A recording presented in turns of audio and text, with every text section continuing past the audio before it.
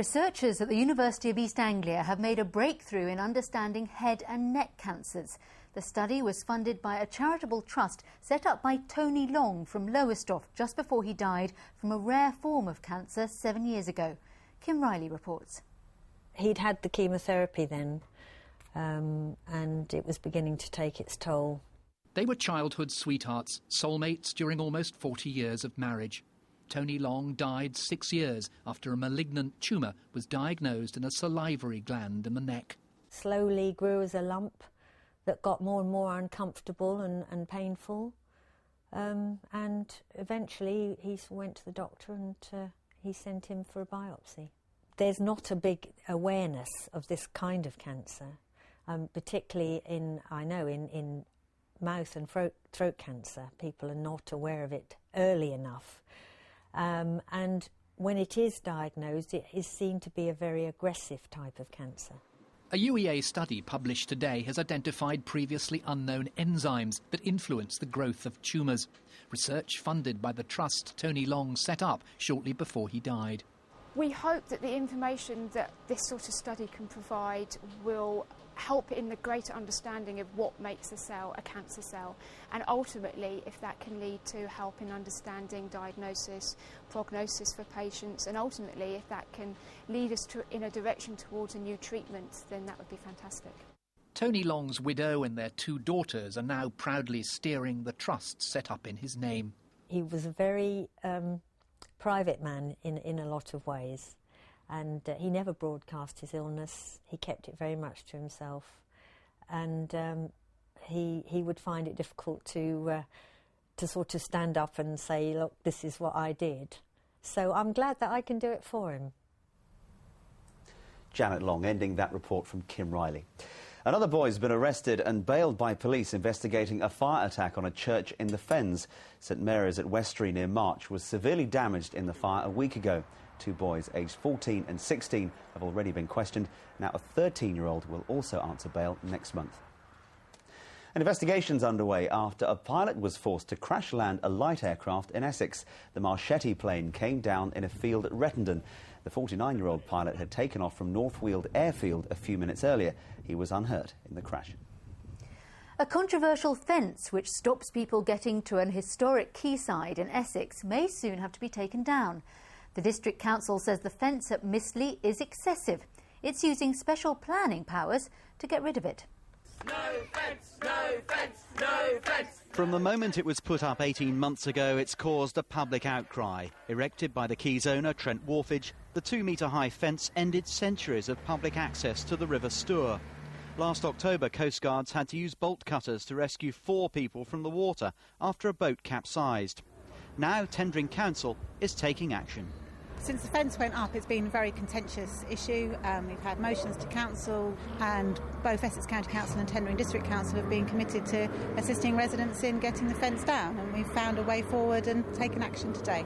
Trent Wharfage didn't need planning permission when it put the fence up, but now the council has evoked special planning powers.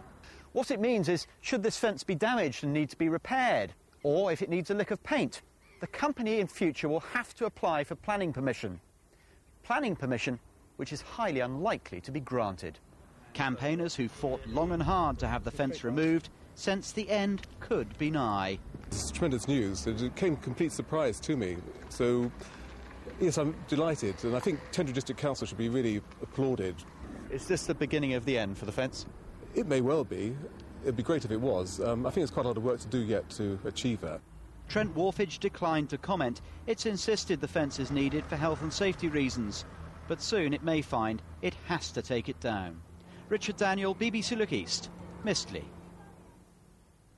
Now there's loads of sport to get through from the weekend. Here with all the action is James Burridge. David, Susie, good evening. Good evening, everybody. Well, in about 15 minutes' time, relegation threatens Southend hold their fans forum with Chairman Ron Martin.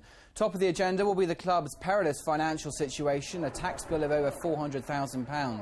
On the field on Saturday, Shrimpers fans saw a superb fight back. Despite being 2-0 down, they brought it back to 2-2 thanks to goals from Frank Musa and Adam Barnett. Well, Norwich City were denied all 3 points against Swindon Town in the last minute of injury time on Saturday. The Canaries looked on course to make it 5 wins from 5 after Grant Holt had given them a 1-0 lead. But Gordon Greer's late equaliser for Swindon meant frustration for thousands of travelling fans. The game ended 1 apiece. Well, Colchester United, meanwhile, are looking nervously over their shoulder. They lost 1-0 away at Walsall, meaning they've only taken 1 point from their last 4 matches. The U's remain 6th in League One with a 2-point advantage over Huddersfield, but Norwich flying very nicely at the moment. Just a few more weeks, possibly, before the promotion party begins.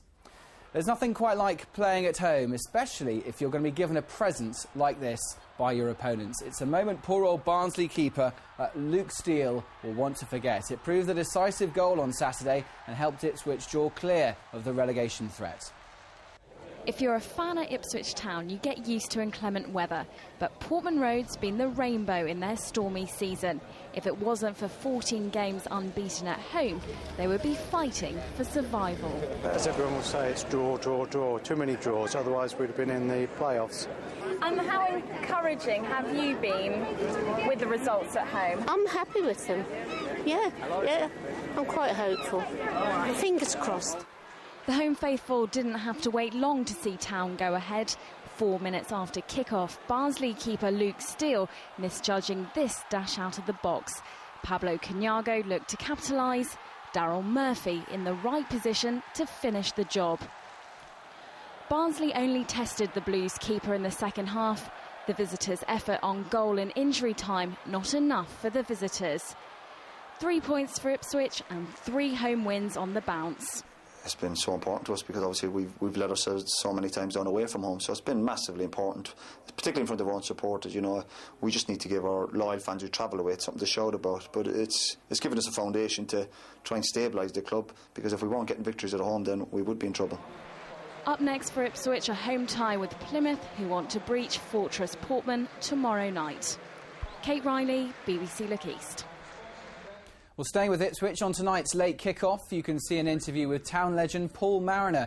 He's now in charge of Plymouth, who travel to Portman Road tomorrow, and Mariner's convinced Roy Keane will turn things around. For the full interview, watch late kick-off, 11:35 tonight.